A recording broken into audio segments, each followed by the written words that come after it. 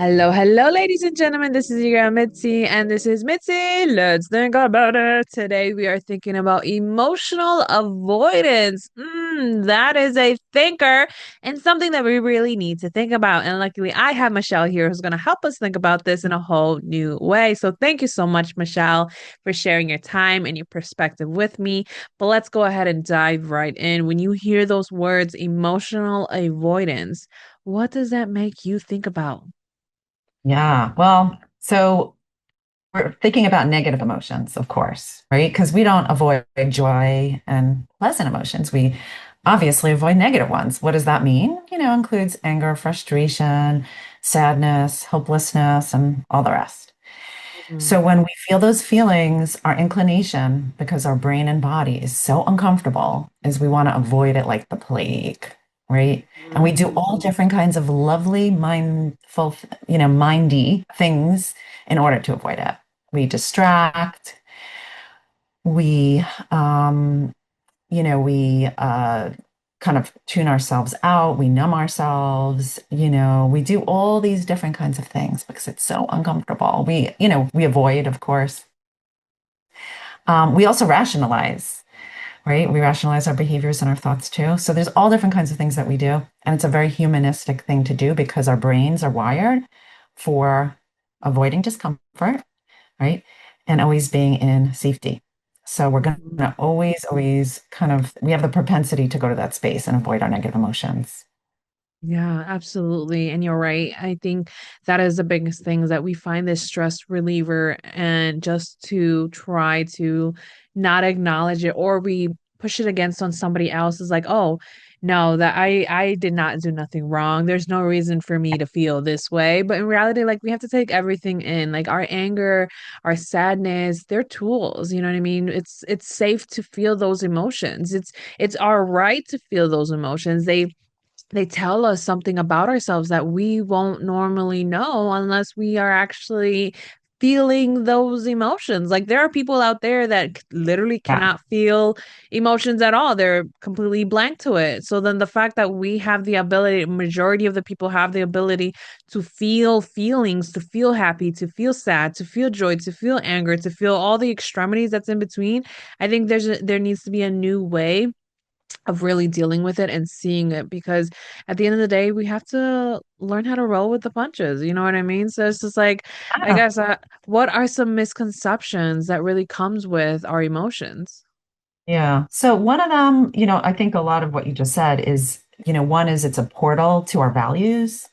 It kind of reminds us of what's important to us. And that's a really important reminder, right? And even when we get triggered, the importance of getting triggered is it still lets us know where we need to be healed, Hmm. right? If we don't get triggered and we don't have frustration or disappointment, we don't know what we still need to heal. So every single emotion has utility. They're all important equally, right? Because like a lot of people use anxiety, for example, for motivation. If Hmm. you had to complete a task and you weren't, slightly anxious, you'd be like, oh, who cares? What do I need to do this for? Right. But like it drives us. Now, again, if we take it to the extreme, that's not healthy. And it could often actually lead to shutdown, right? Which could be counterproductive. But we just want to lower the volume. That's all we want to do. Yeah. It's like just lowering the volume. So a misconception is that our emotions could hurt us. Often people feel that way. Even when I work with a lot of people with anxiety, of course, and there's this sense that they're going to like explode or, the anxiety is going to creep up and get so intensified that they won't be able to handle it or that even they're going to die, that it's Hmm. because it's so uncomfortable in the mind and the body. But we know what goes up must come down. Hmm. We don't explode, like nothing happens. We get to an extent, right, where we're so distressed, let's say, but then our bodies tend to regulate. So it also allows us to have new experiences, to create new neural pathways in our brain. It allows us to actually tap into our resilience and actually see firsthand what we're able to handle and also connect to our strength, right? So Hmm. if we never put ourselves in uncomfortable and challenging situations, we'll never believe that we can actually accomplish what we need to and want to. Oh, absolutely. And I think that holds another value to the fact that sometimes we don't realize what we're able to do until we have that pressure point. You know what I mean? Yeah. Until we have that deadline. Because a lot of people talk about how they like to know when a certain deadline is, because if they're not, then they're going to procrastinate, and having that deadline allows them to actually get the work done. So it goes along exactly what you're saying, is that we kind of need it. We can't avoid it. Growth is comes from discomfort. Growth comes from something that we needed to learn in one way or another. So if you fail, well, then don't be distraught. Just know that that's a learning opportunity. And I think a lot of the times people don't realize there are so many learning opportunities. And I think Yeah. that's the thing, is that a lot of people avoid, let's say, for instance, jobs. They'll think, oh, all these employers are the problem. Every employer that I've been into, they're all the same. But it's like, okay, who's the main common denominator? You know what I mean? And if you're the main common denominator, then you really have to do that self evaluation and figure out what is really causing you to retaliate and see the jobs as the problem, because we cannot continue to live life thinking that everyone else is the problem without some accountability. You know what I mean? Like, we need to have that accountability, because that's what helps us grow. And I think it's kind of scary that there's this new wave of like parents trying to like protect their children, and so that they don't ever have to experience discomfort or pain, but then you're not allowing the child to actually develop those characteristic skills that makes them into a well-developed, well-minded adult. So I think that we really do need to go about our emotions in a whole another way. So Yeah. what's the best way, in your opinion, to really embrace emotions? Well, so I just want to piggyback something that you said, if that's Of okay. course, of course. So I know you didn't, you're probably not even cognizant that you said this, because I always hear people saying things which have an underlying meaning and really reinforces what I talk about, how we're taught Yeah. innately to avoid our emotions. So you said, and you probably didn't realize it, but you said, don't be distraught, by your emotions. And that is the message that that's constantly being communicated. Don't be Yeah. distraught. Don't feel, sad. Right? It's Yeah. always this propensity to return to the happiness and joy, in the world. That's not really realistic and it's not humanistic. Yeah. Right? Yeah. Like there's a repertoire of feelings and all of them are welcome. And again, when you say don't be distraught, I know you didn't mean, invalidate your feelings or don't like, or avoid your feelings. However, it's still always in the forefront of our minds that there's this kind of inclination to transform our negative emotions into positive ones, Hmm. and it is okay to be distraught. Like you could say to yourself, that's where self-compassion comes in. You could say to yourself, Yes. right now, I am Yeah. distraught. Right now, I am feeling sad. And the reason why I'm connecting to that is because of whatever. And in this moment, right, I could connect to my compassion for feeling distraught. Yeah. And even though I'm feeling distraught, I don't need to act on those thoughts and feelings. I could act upon my values and be in the space where I'm being my best self, you know? Yeah. And so that's one thing I want to say. The second thing is you talked about, you didn't mention the word, but I think what you're really talking about is coping skills. Hmm. We don't learn coping skills. Yeah. And I think, like you said, when we don't give our children, right, the bandwidth to make mistakes, to experience failure, whatever you want to call it, okay? And like you said, it is really life lessons, because that's how I refer to it as well, right? Then again, you don't have the ability, or a child especially doesn't have the ability to build upon those coping skills, right? And build on their confidence Mm. and their self-efficacy and their self-empowerment, right? To Yeah. really prove to themselves that they could actually accomplish something, and I'll give you an example. Yesterday, I met with a woman, and again, she has two young adult sons. One of them she has a really connected relationship with, one of them not so much. And the son said to her, um, I really want you to believe in me, something like that. Mm. And, her again, where did she go to?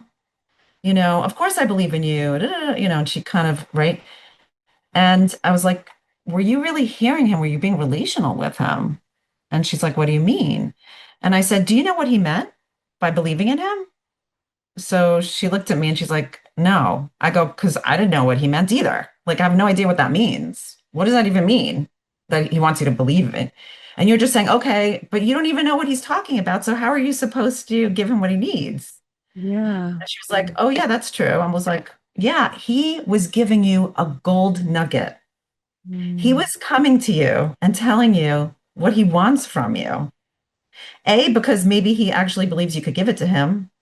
B, because he wants to connect with you. Oh my God. Like, hello, that's what you want from him. Like, he's giving you a gift. So I said, yeah. first be relational. Say like, wow, thank you so much for like A, your openness and also your comfortability at expressing yourself to me. Like, I am so appreciative in this moment that like you're bringing this to me. Like, literally, it's a gift, you Yeah. know? And then Yeah. saying, like, what do you mean by that? Because I don't know that I could give you what you need if I don't understand what it is that you need. Could you explain that to me? Because I really care about what you need and I really want to follow through, Mm-hmm. Mm-hmm. right? And if Yeah. there's a if she doesn't understand, she could, expand, have him expand on it and on and on and on. But like these are moments that happen in our lives 24/7, I have to tell you. And we miss the boat. And it's not anybody's fault because we don't learn how to do that. And I actually disclosed to her, like I said to her, I go, I didn't know this language. I didn't know how to act relationally. I didn't have that from my parents. I could tell you that much. Like I learned this. I learned this. I learned this from what I didn't get. And I learned this because, right, this is what I do in my life, right? And I'm committed Yeah. to it and dedicated to it. But why I'm sharing this with you is that anyone could learn it. You could learn this too. Yeah. I mean, She was everyone like, can really learn it. yeah, she was like, wow. I was like, yeah. Oh, and then she said to me, I don't know how to do this. I don't think I can do it. Okay. And then I said to her, I looked at her and she had tears coming down her eyes. And she Mm, said to me, oh, I want to have a relationship with him. And, she was like talking very emotionally. And I go, hello, are we in the same room? Because you're doing that. yeah. You're expressing yourself in a deep emotional way. You're emoting. You're connected. I feel compassion toward you right now. And I feel compassion towards your emotion. And I feel connected to you right now. Mm. You're doing it. You're actually doing so. When you tell me you can't do it, I don't buy into that. I'm sorry. Because you're doing it with me right now. And she was like, you know? Yeah, I think that holds a so much valid point because sometimes we don't realize that we can do something until we're actually doing it. And we really do, like you said earlier, we have to remember life is so subjective and these words can be so subjective from one person to another. You know what I mean? So Hmm. really breaking it down, excuse me, to understand like what her son meant by that is very valid, is very real. You know what I mean? Because we all have to kind of recognize what does she mean when she says this? What does he mean when he says this? Like, what does it really mean? And that gives you an opportunity to have those open-ended questions to really allow the conversation to go into a place that you never really knew. And I think that's the true empowering part of it is just accepting the fact that you might not know everything. You know what I mean? We don't know everything. There's always an opportunity to learn. And just having that self compassion on yourself and for the other person. Like, how kind is it for somebody like yourself to be able to bring that to light to her and to me and to my audience? You know what I mean? So that we can recognize that every emotion is valid. Every feeling that you feel is feel it, embrace it, embody it, recognize it. So it's like, how long do you actually embody a feeling until it turns into the negative end of the spectrum where it's not necessarily healthy for you?